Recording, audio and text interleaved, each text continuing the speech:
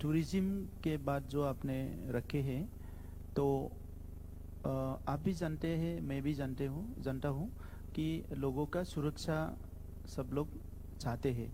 मतलब कोई भी लोग ट्रेवल करने से पहले पूछते हैं कि मैं वहाँ जा रहा हूँ, को वहाँ शांति है कि नहीं, सुरक्षित है कि नहीं।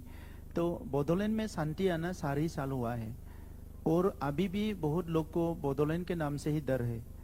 हमने बोडोलैंड में लीड फेस्टिवल किया, जहाँ पूरा इंडिया के राइटर्स आए, पोइट आए, और ये भारत के बाहर से भी आए, ताकि बोडोलैंड को समझे कि यहाँ शांति है। हमने नॉलेज फेस्टिवल किया, जहाँ 20 कंट्री से लोग आए हैं, पूरा इंडिया के स्कॉलर्स को बुलाए हैं, ताकि बोडोलैंड में शांति हुआ ये मैसेज बाहर जाए। हमने यहाँ दुरान कप किया, जो एशिया की सबसे एक पुराने इवेंट्स है फुटबॉल की, इंडियन आर्मी करते हैं।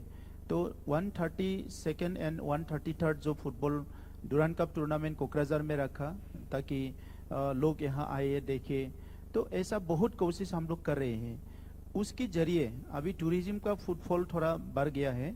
और लास्ट जो टाइम समय गए हैं, डिकेट्स गए हैं, उसमें टूरिज्म का इंफ्रास्ट्रक्चर बनाया नहीं गया था, क्योंकि वहाँ सोशल अनरेस्ट थे, लोग आंदोलन कर रहे थे कुछ और पॉलिटिकल राइट्स को लेके, कुछ कुछ मुद्दा को लेके। तो अभी टूरिस्ट का फुटफॉल तो बढ़ रहा है बोडोलैंड में, लेकिन उनके लिए जो अच्छा फैसिलिटी भी देना है। हमारे जो प्राइवेट जो होटल्स है, रिजॉर्ट्स है, वो लोग बनाई है, तो और भी उसमें क्या है, ज़रूरत है।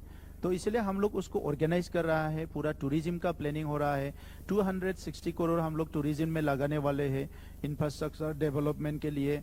जो पैकेज का पैसा है जो आने वाले हैं, उसका सारा डीपीआर बनाया गया है। तो टूरिज्म को लेके हमने वो काम कर रहे हैं।